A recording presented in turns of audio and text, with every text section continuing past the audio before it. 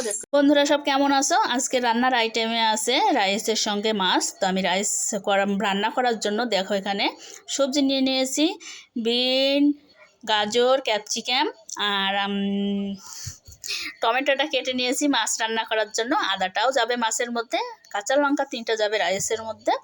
তো দেখো আমি এখানে মাছ ভাজতে দিয়ে দিয়েছি, আর এই সাইডে আমি জল বসিয়ে দিয়েছি রাইস করার জন্য। তো রাইসের জলের মধ্যে আমি দিয়ে দিলাম দুধ, একটা তেজপাতা, 4-5 টুকরো লবণ দিয়ে দিলাম। লবণ আমি আর দেবো না, একবারে লবণটা দিয়ে দিলাম। তো মাছের আমার এক পিঠ ভাজা হয়ে গেছে, আর এক পিঠ উল্টিয়ে ভেজে নেব। তো রাইসের জলটা গরম হয়ে গেছে, আমি চালটা দিয়ে দিলাম।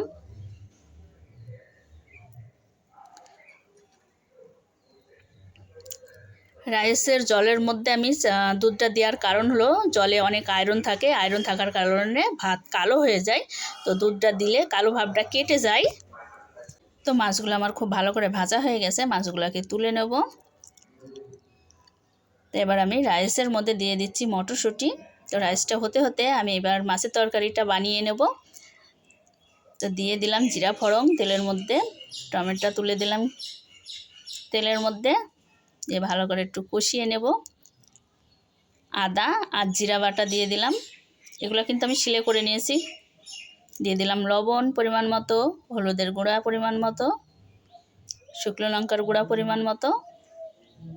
ভালো করে কষিয়ে নেব মশলার সঙ্গে টমেটোগুলো। তো আমি পেঁয়াজ ভেজে রেখে দিয়েছিলাম, আমি এই সময় পেঁয়াজ ভাজাটা দিয়ে দিলাম মশলার মধ্যে।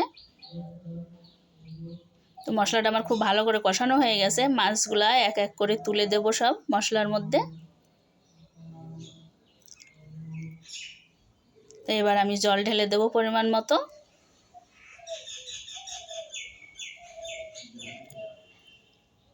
তো আমার মাছের তরকারিটা হয়ে গেছে আমার বন্ধুরা, নামিয়ে নেব। তো আমি এবার রাইসটাও আমার ওদিকে হয়ে গেছে, রাইসটাকে নামিয়ে আমি জল ঝরিয়ে নেব। তো রাইসটাকে নামিয়ে সুন্দর করে জল ঝরিয়ে নিয়েছি। তো রাইসের মধ্যে আমি মশলা দিয়ে একটু মাখিয়ে রাখবো বলে 5-6 টুকরো এলাচ, 3 টুকরো স্টার ফল ভেজে আমি মিক্সার বাটির মধ্যে গুঁড়ো করে নেব। দেখো আমি মিক্সার বাটির মধ্যে নিয়ে নিলাম স্টার ফল আর এলাচটা, আর নিয়ে নিলাম সেই সঙ্গে চিনি, মিক্সচার করে নেব। তো আমি ওই মিক্সচার করে নিলাম যে মশলাটা, ওই মশলাটা আমি রাইসের সঙ্গে মিশিয়ে নেব, তারপরে সবজিগুলো ভাজবো। তো আমি মশলাটা ঢেলে দিলাম রাইসের মধ্যে। তেজপাতাটার আর কাজ নেই, তেজপাতাটা তুলে ফেলে দিলাম। তা আমি ভালো করে মিশিয়ে নেব মশলার সঙ্গে। তো এবার আমি একটু ঢেকে রেখে দেব। কড়ার মধ্যে দিয়ে দিচ্ছি আমি ঘি, গাজর ভেজে নেব, গাজর, বিন, ক্যাপসিকাম সব ভেজে নেব এক এক করে। এবার দিয়ে দিচ্ছি আমি কাজু বাদাম,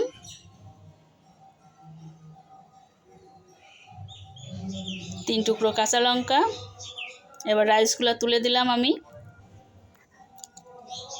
এবার দিয়ে দিচ্ছি ভেজে রাখা সব রকমের সবজি, দিয়ে ভালো করে আমি খুন্তির সাহায্যে নাড়াচাড়া করে মিশিয়ে নেব রাইসটাকে সবজির সঙ্গে।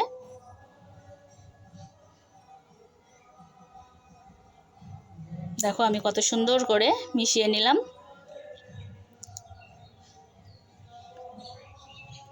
আমার রাইসটা হয়ে গেছে, রাইসটাকে তুলে নিচ্ছি। খাবার এর জন্য এবার তৈরি হয়ে গেছে রাইসটা।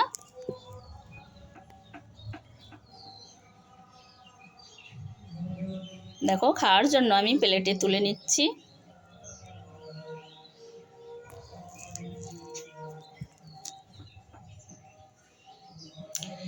ভিডিওটা আমার অনেকটা ঘোলা হয়ে গেছে, মেঘলা মেঘলা ছিল সেদিন যেদিন ভিডিওটা বানাই, তো সেই কারণে আমার ভিডিওটা ঘোলা হয়ে গেছে একেবারে।